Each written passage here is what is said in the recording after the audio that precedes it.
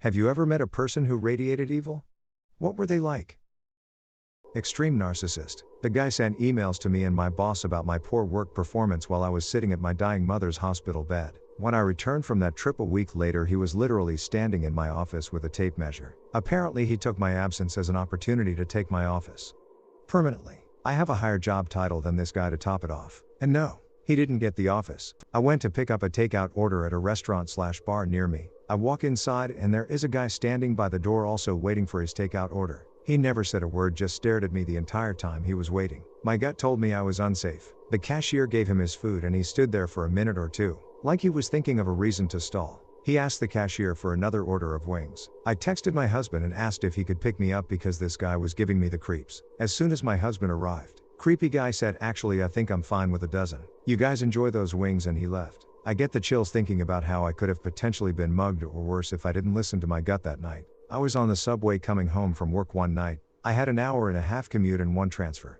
I noticed a creepy, think riff-raff from Rocky Horror guy in my peripheral staring at me. So I made sure to keep my awareness up. About 45 minutes later I transferred to my streetcar. A 25-minute ride to go. I hadn't noticed him at all until I was seated. He was sitting 4 rows behind me. When I went to ding for my stop, he started getting up, so I quickly decided not to get off and went to the front of the car. At the next stop it seemed like he was waiting to see if I was going to get off, so I mimicked leaving and thankfully he hopped off. I jumped back inside the car and looked over. As the door was closing, he flashed me the creepiest, scariest Rumpelstiltskin smile I've ever seen in my life and waved. I took that streetcar to the end of the city and called myself a cab. Years back I was working on a mural project with a nonprofit. Part of the gig was 1 day a week to teach the 7 to 12-year-olds art. There was a 8 to 10-year-old brother and sister in one group. The brother bullied the sister mercilessly. No other kid would get near him. They all knew he was trouble. We separated the two. But once your back was turned, he was right back hitting her and even biting her. The last straw was when he took a newly sharpened pencil and straight up stabbed her in the hand. There was screaming, crying, blood everywhere. They called the parents, but I insisted on her being taken to the hospital as the pencil was halfway through her hand. The brother had no remorse and even a smirk on his face. His eyes were very dark and dead, looking like in shows where they show a pic of a killer and people describe them being dead-eyed. The ambulance comes as the parents get there. This is clearly not the first time something like this has happened. Because they didn't complete the activity, the non-profit wanted the two back in the next week. I flat out refused, which caused a big deal. I put my foot down and wouldn't relent. I told them that kid needs help and so does the sister. Later on, the coordinator told me that the year before they had to take away his drawings because he would draw pictures of kids bleeding and drew dead animals. Like, how many warning signs do you need? That kid needs help. I did a clinical assessment on a sexual sadist who had killed several people, masturbated on a dead body, and enjoyed hurting people. He had this nervous energy and excitement talking about it that was chilling. He was curious about why he was the way he was, but it didn't bother him. Creepy dude. There was a soldier in my unit who was a continual fuck-up, always in trouble. He had gotten a few Article 15s and things were moving towards general court-martial. He was restricted to post, so he decided that was the perfect time to hop in a car after drinking a bit too much, go roaring down a tiny rural road at about 70, and hit another car head-on. He lived. They didn't. And he had absolutely no remorse. No remorse when he was recovering in the hospital. No remorse while in pretrial confinement. No remorse when the verdict was read. No remorse when they put the cuffs on him and put him in the van that would take him to Leavenworth. In fact, he was spouting off about how the army screwed him over. Fuck that scumbag. There was this guy who grew up in the neighboring street as me, and he was just a really, really bad person. It probably doesn't sound like much now, but when he was about 11 he'd do things like borrow video games, never give them back, and then just swear blind he never borrowed them in the first place. This sounds minor, but it kind of went from there really. As he got older he'd start to steal money, beat the shit out of people for no reason, etc. His ex-girlfriend took out a restraining order on him after they broke up because she was frightened of him. The best example I can give of what he was like was when he heard that someone had said something about him that he'd taken offense to. The person who'd done this was in the pub one afternoon with his wife and kids, and this guy walks into the pub, doesn't say a word and just headbutts him in front of his family. But at the same time, he could be quite well spoken and charming when he wanted something from somebody. And it's only recently occurred to me that he's obviously a sociopath. He's now living in a tent and addicted to heroin. And I think it was always going to go that way. In high school I helped my friend babysit a group of kids for a local church. The adults were doing some kind of Bible study and there were about 6 to 7 children between the two of us babysitters. The main couple that was heading the group were the pastors of the church. The husband seemed a little weird but mostly gave off pushover vibes, whereas the wife immediately made me feel uneasy. Something about her seemed off, like she was there but not entirely aware of other people or something.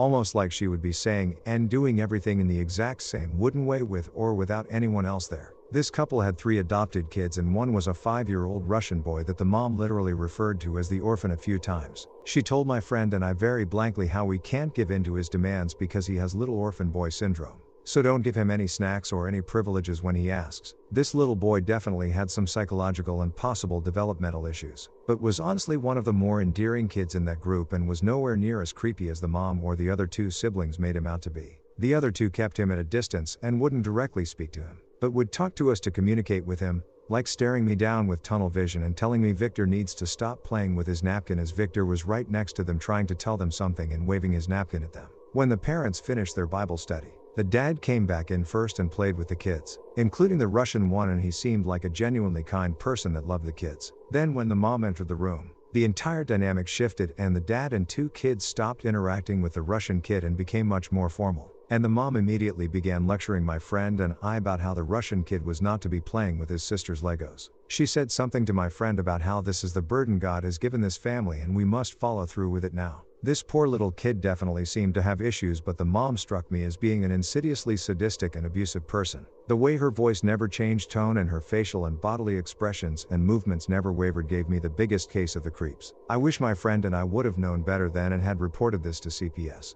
I've always had a bad feeling about the situation and wish I would have acted better to help those poor kids. The mom seemed like she could have strangled one of them, then calmly kept making dinner as if absolutely nothing had just happened.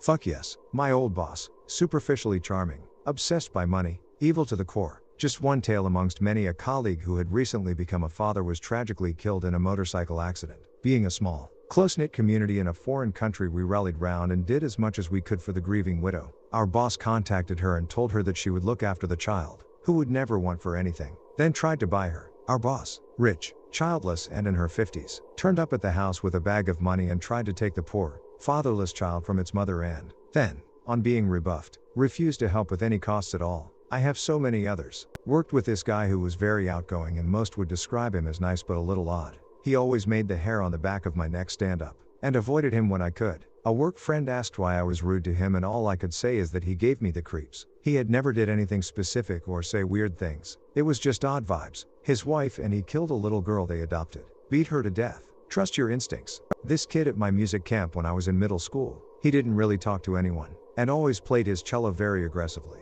Rumor had it that he kicked a girl in the mouth for taking his pencil. That kind of kid. Fast forward a few days, and I'm hanging out with my 2 friends at the waterfront, and we see him throwing rocks at something. We ask what he's doing, and he tells us that he's trying to knock a turtle off of a log. A few tries later, he clocks it in the head, and it falls off. That same day, he went up to a bunch of girls who found a tiny toad in the sand, and asked to hold it. He apparently tried to crush it, but they took it back. The next day, he's at the waterfront again, poking something with a stick. My friends and I investigate, and he's poking a snake. I knew that it was poisonous, so I told him to stop, but he whacks me in the arm. A counselor ran over to break it up, but understandably forgot about the whole thing when he saw the snake, and just got us safely away from the snake. First time a human being made me sick. I was new working at a jail and read this one inmate's record. Was in for raping a woman then slitting her throat. She didn't die. Guy was talking to me once about his life. Yeah, I had a rough past but I got straight. Started a business, but some stuff happened that got me here. But that's not important. Yada yada.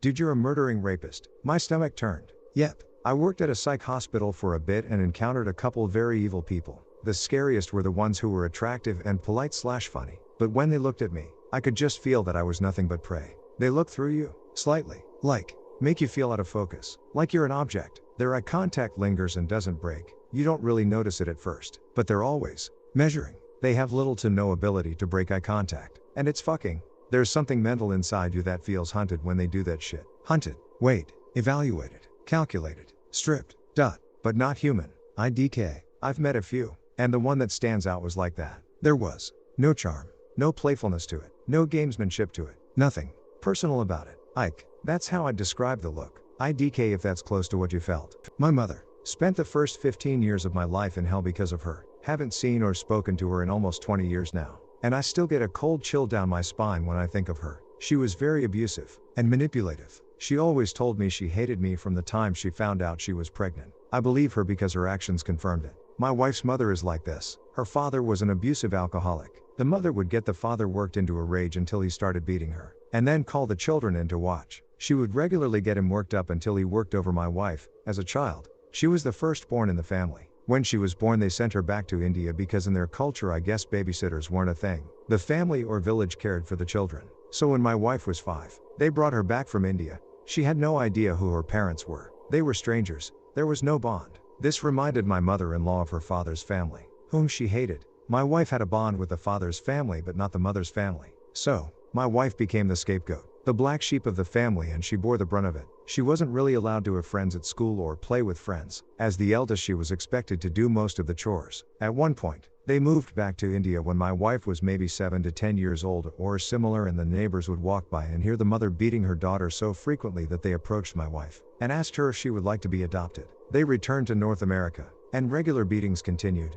I think at around 19 or 20 years old, my wife ran away from home to escape the crazy, which is probably unacceptable in this culture. You only move out when you get married, I guess. So my mother-in-law was so incredibly angry that she told the next oldest daughter that my wife had died. The mental stress from the situation was so great that it triggered my wife's younger sister to have some kind of psychotic break, which developed into permanent schizophrenia. She now lives in a group home, and to this day, over 30 years later, when she sees my wife, she will often cry out, "My God, you're alive. You're alive." I think they blame my wife for running away. I could go on for days. I haven't scratched the surface. When I was in jail, I was a trustee that cleaned the psych lockdown pod. There was one woman in there that was just off. It's something you see only very rarely. When a person just screams wrong, stay away just by their face, especially with small women who aren't conventionally thought of as such a threat. She just sat around staring off into space all the time. Didn't respond to me saying hello at all. Had random psychotic outbursts. Bit a guard one time. I only got more curious just what she was in for after. Just to take her down the hall for video court. They put her in full shackles with a black box, and had a team of 5 escorting her. 1 ahead, 2 on the sides holding her arms, and 2 following behind. Tasers laser sighted on her back. Apparently it was more than just the random violent outbursts. They just didn't like her. One of the guards eventually filled me in on her charges, right from birth until 18 months later when arrested. She had been violently sexually abusing her infant daughter. Truly horrific stuff. They had videos she made, so there wasn't any room for doubt. Women usually get lenient sentences for sex crimes, but this was so bad she's now serving life without parole. https://www.dailymail.co UK/news/article 2191065/ Melissa Bailey, mother guilty raping baby boyfriend faces life prison. HTML. You can find more details of the case online. It's worse than what even that lets on. From the details I heard from guards that had to take her to court for trial and be in the room, he was extremely nice and polite, but way too interested in talking to my daughter. Ended up telling her to scream if he ever tried to speak to her and to never go around him, and telling him that he had no business coming anywhere near her. He was my aunt's husband, and they were staying at my grandma's house while waiting for their house to be ready. Once they moved out, my cousin, his adult stepdaughter, admitted that he used to talk to her about her vagina on a daily basis and tell her that it smelled good. He absolutely radiated evil, no matter what he looked/acted like. He also kept asking about our dogs. What would they do if someone broke in? They will attack, just like they're trained to do. What if someone had a weapon? Well, so do I. And my 4 guard dogs can smell you before you ever get in the door. We changed to better/stronger locks. My dad, after a particularly bad fight with my mom where he ended up beating her nearly unconscious, he kidnapped my brother and I when we were toddlers while trying to avoid arrest. Not sure if my mom didn't charge him or what. As we were growing up, he started to beat my brother and I as well. He would act normal in front of his friends despite hitting us moments before they saw him. When I was 18, he tried to beat my brother, who was fighting back and not allowing the beatings to happen now that he was older and bigger. And when my dad started losing the fight, he broke a beer bottle against a wall and tried to stab my brother. I grabbed the pocket knife I was carrying and told my dad I'd stab him if he came any closer to my brother. My mom finally called the cops and they charged him with assault with a deadly weapon. The police sent him to a mental hospital for a week's evaluation as my family began packing our things so we could move in with other family by the time he was home. My entire family called the mental hospital and told them to be extremely careful when evaluating him. He had successfully manipulated people his entire life. My family packed our things and moved in with family he had never been met before. 3 days later, the mental hospital released him on good behavior and because he made a few cards to my mom explaining how he was going to be better and how he was sorry. On the way home from the mental hospital, he spotted by a hardware store and bought multiple knives, a saw,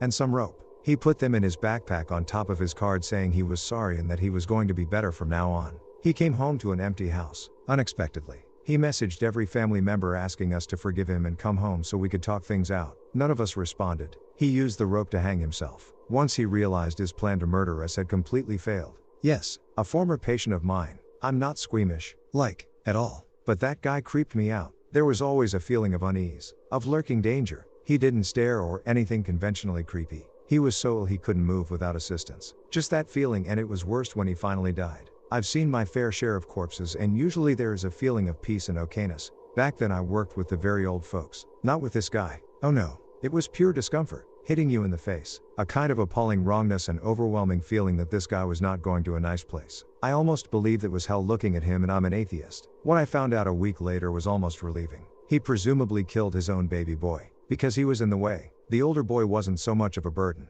but he gave him into a children's home for 2 years, all because he wanted to build a house in peace. His wife was in another ward at the same time, suffering dementia, and she walked around all day with a little puppet you weren't allowed to touch, crying most of the time. His living son was as much at her side as he could be. He told us all of this. He said his mother had that puppet for years, always searching for his little brother. He also told us he's just so glad that his father was dead. He never said father or dad. He said the full name. His and his mother's life were pure torture, but he couldn't leave her alone with his father. He didn't even want to see him or anything. I work in a K-12 school, met a kindergartner whose eyes were just soulless. He wasn't rambunctious like the other kinders. Calm and steady, but bad things always happened around him. Grade 3 he faked a murder scene in the forest behind the school and would take kids back there to freak them out. In grade 10 there were stories of him planning a school shooting. He was expelled and charged, but I believe now the charges are dropped. I have never once felt comfortable with him in the room. He's still a minor now. I'm worried about what he will be like as an adult. In all my years I've never met a kid like him.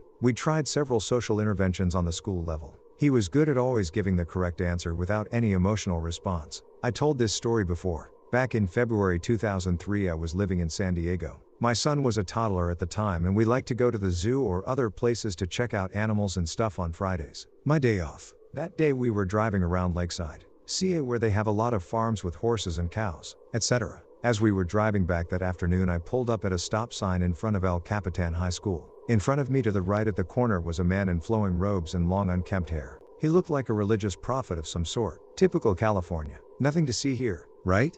Then this guy turned to face me and I saw pure fucking evil coming from his eyes. I am getting chills writing this right now. All these years later, I can still see it. It's fucking creepy as hell. Anyway, this guy was Brian David Mitchell, aka the sick fuck who kidnapped Elizabeth Smart. Crazy deep angry eyes. I pulled on past him, drove home and thought nothing of it until Elizabeth was rescued a month later in Salt Lake City. Then the story came out that he had her locked up in the hills in the little town of Lakeside, CA. I was just a kid and my parents were visiting my dad's mom and half-brother. During our visit, my parents, siblings and I took a trip to visit a man-made lake that my dad was curious about just out of town. While driving around it, Dad noticed his ex-stepdad's truck and he pulled over to see if he was around. Out popped my ex-grandfather, and smiles as he embraces my dad. I had never met the guy, but had heard a lot about him and knew that him and my grandmother had been divorced for a number of years. While ever curious about this man that was in half of my dad's years, I hopped out the car to say hello. Just half a meter away I felt pressure around my body and instantly felt the need to be alert. Frightened by the sensation I grabbed onto my dad and timidly said hello before my dad quickly ended the conversation and took me to the car. A few years later, after reminiscing on memories,